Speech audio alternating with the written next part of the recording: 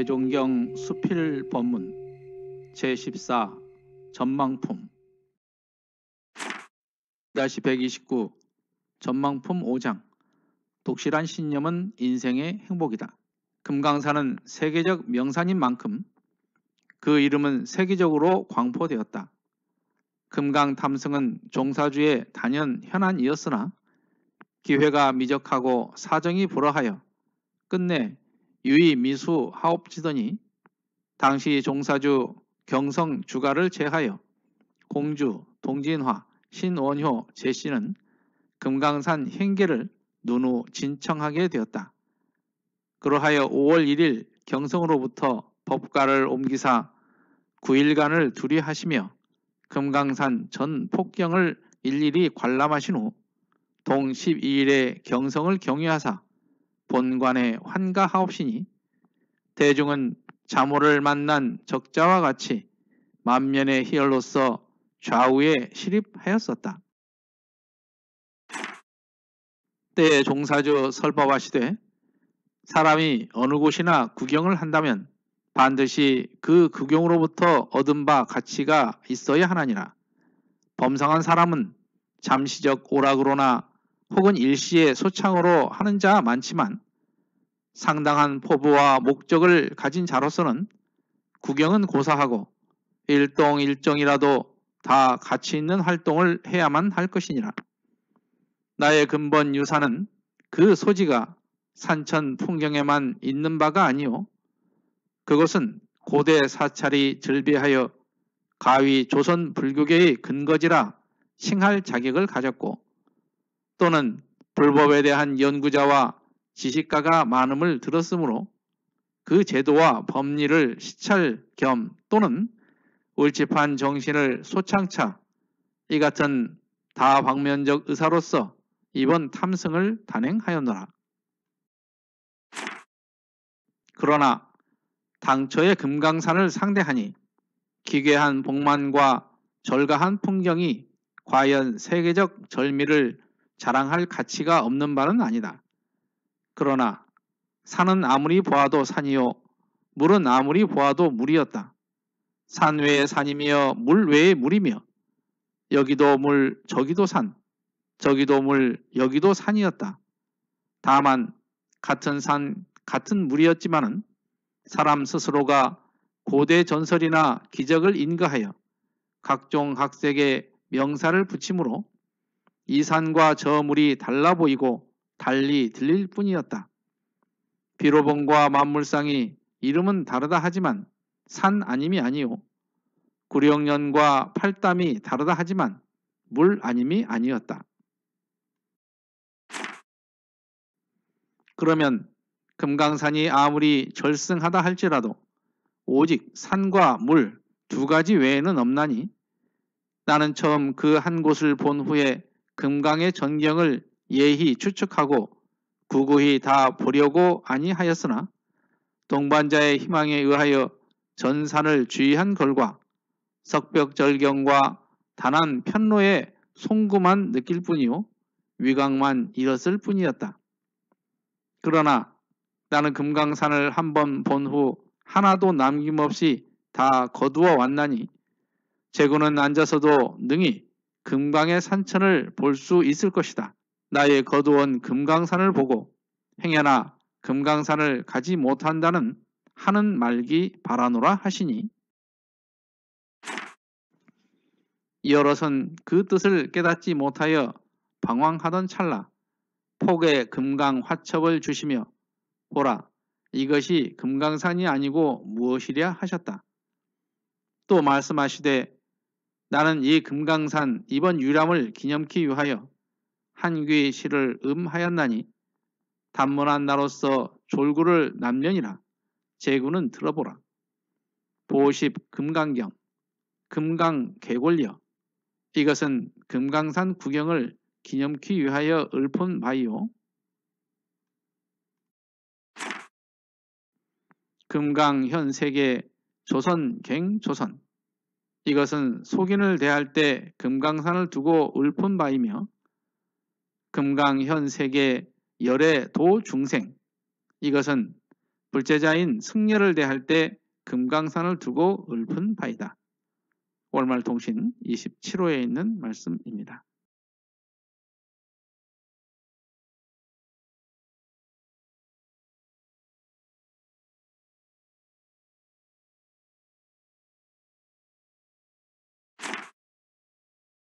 (1-129는) 천만품 5장 독실한 신념은 인생의 행복이다 이렇게 되어 있습니다. 대흥사님께서는 금강산과 관련된 법문을 여러 번 하셨습니다. 제가 지난 봉독회 121회차에서 신성품 12장에서 금강산 여관주임 법문을 소개했는데요.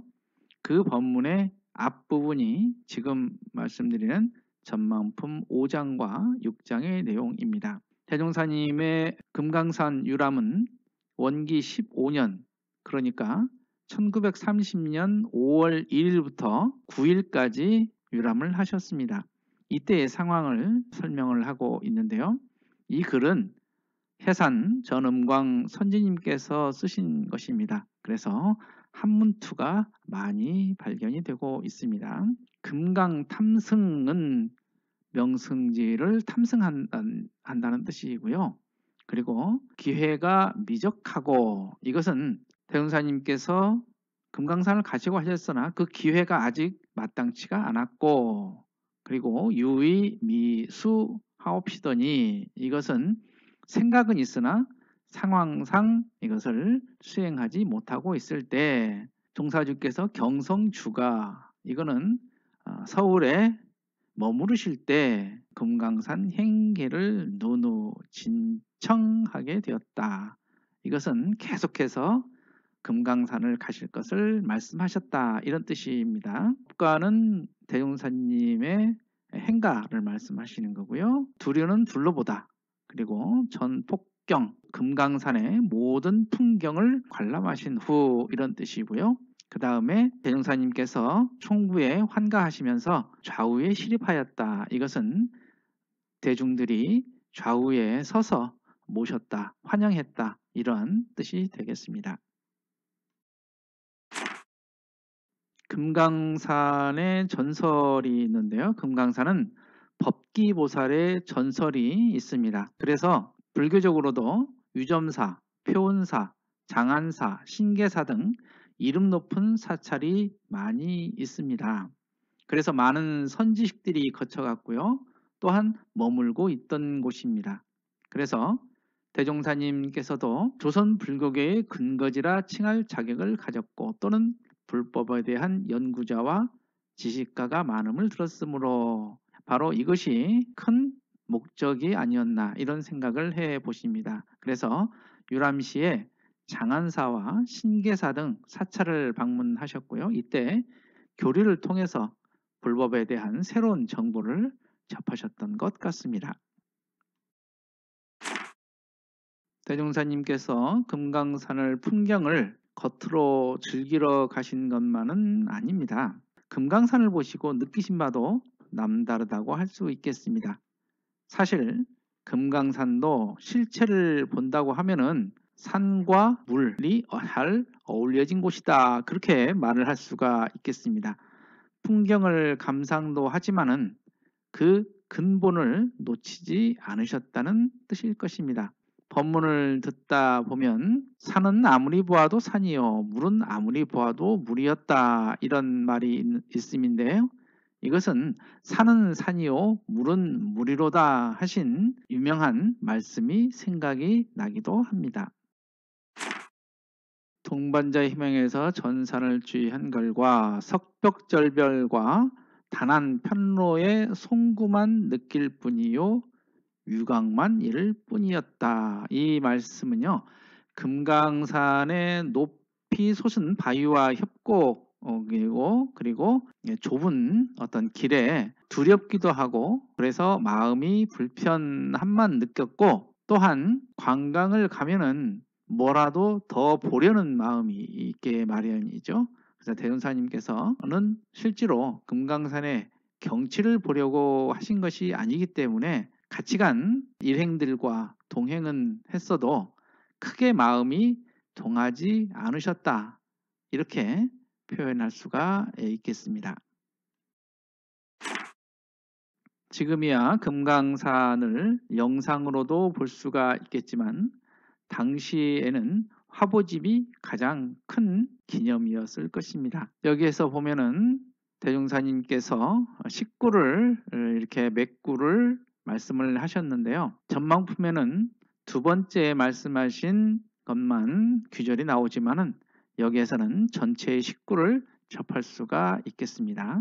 보십금강경 걸어서 금강산을 다 둘러보았는데 금강계골여 금강산에 뼈만이 남아 있구나 이런 뜻입니다. 이것은 금강산 구경을 기념큐에 읊은바라 하셨는데요. 이 내용은 우리가 흔히 알고 있는 김삿갓의 금강산경이라는 식구가 있는데요. 이와 비슷한 내용이 나옵니다. 약사 금강경 만일 금강산 경치를 빼놓는다면 청산 계골여 푸른 산은 모두 앙상한 뼈만 남으리라. 기후 기려객 그 뒤에 낙이 탄 나그네는 무흥단 주저 흥취가 없어 다만 머무를거릴 뿐이네. 우리에게 가장 익숙한 식구고요. 전망품에 나오는 말입니다.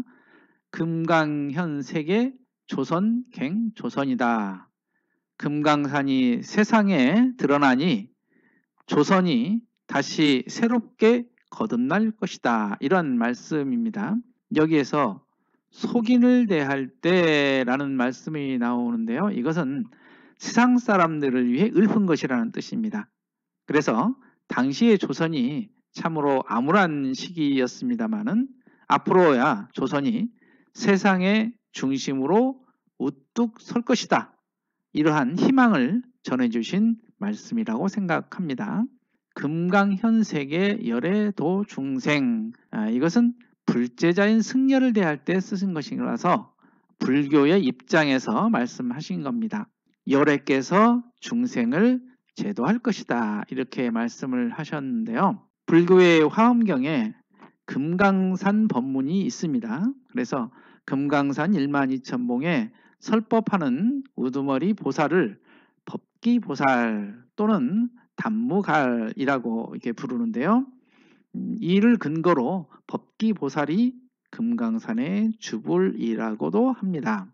그래서 금강의 법이 세상에 드러나면 열애께서 세상을 제도할 것이다. 이러한 말씀입니다. 우리로 봐서는 대종사님께서 새롭게 중생을 제도한다. 이렇게 말씀을 드려도 될 것 같습니다. 이상으로 대종경 수필 법문 봉독회를 마칩니다. 마음공부 잘하여서 새 세상의 주인 됩시다. 감사합니다.